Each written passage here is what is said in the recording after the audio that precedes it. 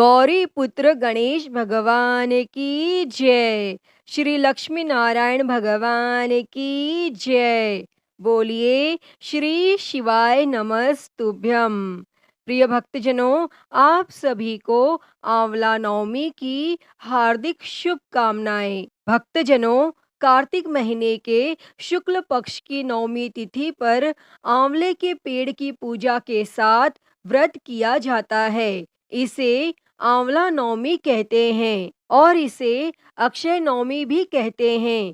और इस दिन आंवले के पेड़ का पूजन करके परिवार के लिए आरोग्यता व सुख समृद्धि की कामना की जाती है। आंवला नवमी स्वयं सिद्ध मुहूर्त भी है। इस दिन दान, जप और तप सभी अक्षय होकर मिलते हैं, अर्थात इनका कभी भी क्षय नहीं होता। भविष्य, स्कंद, पद्म और विष्णु पुराण के अनुसार इस दिन भगवान विष्णु, माता लक्ष्मी और आंवले के पेड़ की पूजा की जाती है। इस पेड़ की छाया में बैठकर खाना खाया जाता है। ऐसा करने से हर तरह के पाप और बीमारियां दूर हो जाती हैं।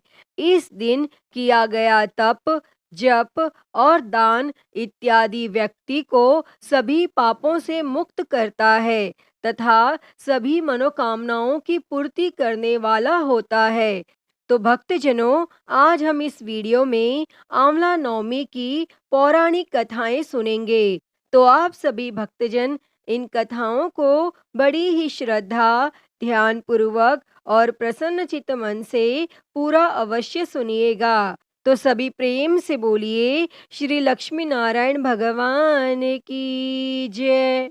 आंवला नवमी की पहली व्रत कथा के अनुसार काशी नगर में एक निसंतान धर्मात्मा तथा दानी वैश्य रहता था। एक दिन वैश्य की पत्नी से एक पड़ोसन बोली, यदि तुम किसी पराये लड़के की बलि भैरव के नाम से चढ़ा दो तो तुम्हें पुत्र प्राप्त होगा। और यह बात जब वैश्य को पता चली तो उसने अस्वीकार कर दिया। परंतु उसकी पत्नी मौके की तलाश में लगी रही। एक दिन एक कन्या को उसने कुएं में गिराकर भैरव देवता के नाम पर बलि दे दी और इस हत्या का परिणाम विपरीत हुआ। लाभ की जगह उसके पूरे बदन में कोढ़ हो गया तथा लड़की की प्रेत आत्मा उसे सताने लगी। और वैश्य के पूछने पर उसकी पत्नी ने सारी बात बता दी। इस पर वैश्य कहने लगा, गौवध, ब्राह्मण वध तथा बाल वध करने वाले के लिए इस संसार में कहीं जगह नहीं है। इसलिए तू गंगा तट पर जाकर भगवान का भजन कर और गंगा में स्नान कर, तभी तू इस कष्ट से छुटकारा पा सकती है। तब वैश्य की पत्नी पश्चाताप करने लगी और रोग मुक्त होने के लिए माँ गंगा की शरण में गई। तब गंगा ने उसे कार्तिक शुक्ल पक्ष की नवमी तिथि को आंवला के वृक्ष की पूजा कर आंवले का सेवन करने की सलाह दी थी। जिस पर महिला ने गंगा माता के बताए अनुसार इस तिथि को आंवला वृक्ष का पूजन कर आंवला ग्रहण किया था और वह रोग मुक्त हो गई थी। इस व्रत और पूजन के प्रभाव से कुछ दिनों बाद उसे दिव्य शरीर और पुत्र रत्न की प्राप्ति हुई। तो सभी प्रेम से बोलिए गंगा माता की जय, लक्ष्मी माता की जय, विष्णु भगवान की जय। प्रिय भक्तजनों, आइए अब सुनते हैं आंवला नवमी की दूसरी कथा। एक बार दक्षिण में स्थित विष्णु कांची राज्य के राजा जयसेन थे। इनके इकलौते पुत्र का नाम मुकुंद देव था। एक बार जंगल में शिकार खेलने के दौरान राजकुमार मुकुंद देव की नजर व्यापारिक कनकाद्वीप की पुत्री किशोरी पर पड़ी। मुकुंद देव उसे देखते ही मोहित हो गए और उससे विवाह की इच्छा प्रकट की। तब राजकुमार को किशोरी ने बताया कि उसके भाग्य में पति का सुख नहीं है, किशोरी को ज्योतिषी ने कहा कि विवाह मंडप में बिजली गिरने से उसके वर की तत्काल मृत्यु हो जाएगी, लेकिन मुकुंद देव विवाह के प्रस्ताव पर अडिग रहा। तब मुकुंद देव ने अपने आराध्य देव सूर्य और किशोरी ने भगवान शंकर की आराधना की।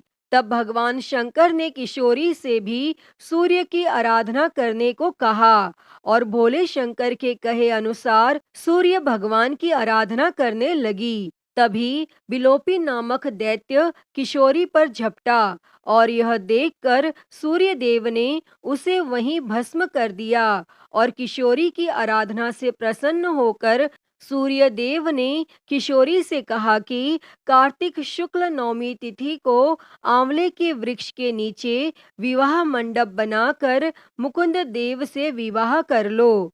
तब भगवान सूर्य देव के कहे अनुसार दोनों ने मिलकर मंडप बनाया और एकदम से बादल घिर आए और बिजली चमकने लगी। और जैसे ही आकाश से बिजली मंडप की ओर गिरने लगी, आंवले के वृक्ष ने उसे रोक लिया और इसके बाद से ही आंवले के वृक्ष की पूजा की जाने लगी। तो सभी प्रेम से बोलिए, भगवान विष्णु जी की जय, भगवान शंकर जी की जय, भगवान सूर्य देव की जय। प्रिय भक्तजनों, अब आप सुनिए आंवला नवमी की तीसरी कथा। बहुत समय पहले की बात है, एक सेठ था। वह हर साल आंवला नवमी के दिन ब्राह्मणों को आंवले के पेड़ के नीचे बैठाकर भोजन कराता था और इसके साथ ही सोना चांदी आदि भेंट में देता था। लेकिन यह सब चीजें सेठ के बेटों को बिल्कुल भी अच्छी नहीं लगती थी। ऐसे में वह अपने पिता से खूब झगड़ते थे और इन सब चीजों से तंग आकर सेठ ने घर छोड़ दिया और दूसरे गांव में जाकर बस गया। इसके साथ ही जीवन यापन के लिए उसने एक छोटी सी दुकान रख ली और इसके साथ ही उस दुकान के आगे एक आंवले का पेड़ लगाया और भगवान की कृपा इतनी हुई कि उसकी दुकान खूब चलने लगी। इसके साथ ही उसने अपने नियम को न तोड़ते हुए हर साल आंवला नवमी के दिन विधिवत पूजा करने के साथ ब्राह्मणों को भोजन कराकर दान दिया। और वहीं दूसरी ओर सेठ के पुत्रों का व्यापार ठप हो गया। ऐसे में सेठ के बेटों को समझ आने लगा कि वो अपने पिता के भाग्य से ही खाते थे। तब अपनी गलती समझकर वे अपने पिता के पास गए और अपनी गलती की माफी मांगने लगे और फिर पिता के कहने के बाद उन्होंने भी आंवले के पेड़ की पूजा शुरू की और दान भी किया। तब इसके प्रभाव से सेठ के बेटों के घर पहले की ही तरह खुशहाली आ गई और सुख समृद्धि के साथ वे रहने लगे। तो सभी प्रेम से बोलिए, श्री लक्ष्मी नारायण भगवान की जय। प्रिय भक्तजनों, पुराणों में आंवला नवमी की एक कथा मिलती है। उस कथा के अनुसार एक बार देवी लक्ष्मी जी पृथ्वी पर निवास करने के समय भगवान विष्णु और भगवान शिव दोनों की ही पूजा एक साथ करना चाहती थीं। लक्ष्मी जी ने बहुत विचार किया कि एक साथ भगवान विष्णु और भगवान शिव जी की पूजा कैसे हो सकती है। तुलसी जी और बेल के गुण एक साथ आंवले के वृक्ष में पाए जाते हैं और आंवला भगवान शिव और भगवान विष्णु का प्रतीक होता है। ऐसे में तुलसी जी भगवान विष्णु को प्रिय है और बेल भगवान शिव को। आंवले के वृक्ष को भगवान विष्णु जी और शिव जी का प्रतीक मानकर फिर लक्ष्मी जी ने आंवले के वृक्ष की पूजा की और पूजा से प्रसन्न होकर भगवान विष्णु और शिव जी वहां प्रकट हुए और लक्ष्मी जी ने आंवले के वृक्ष के नीचे भोजन पकाकर भगवान विष्णु और भगवान शिव जी को भोजन कराया। इसके बाद स्वयं भी भोजन किया और जिस दिन यह घटना घटित हुई उस दिन कार्तिक शुक्ल पक्ष की नवमी तिथि थी और कहते हैं तभी से इस दिन आंवला पूजन की परंपरा आरंभ हुई। तो सभी प्रेम से बोलिए श्री लक्ष्मी नारायण भगवान की जय, श्री शंकर पार्वती भगवान की जय। प्रिय भक्तजनों, तो मैं उम्मीद करती हूँ कि आपको आज की यह कथा पसंद आई होगी और अगर वीडियो अच्छी लगी हो तो इसे लाइक करें, ज़्यादा से ज़्यादा शेयर करें और कमेंट बॉक्स में भगवान श्री लक्ष्मी नारायण जी की जय लिखना ना भूलें और महाकाल भक्ति ज्ञान चैनल को सब्सक्राइब कर नोटिफिकेशन बेल को ज़रूर ऑन कर लें। हर हर महादेव। धन्यवाद।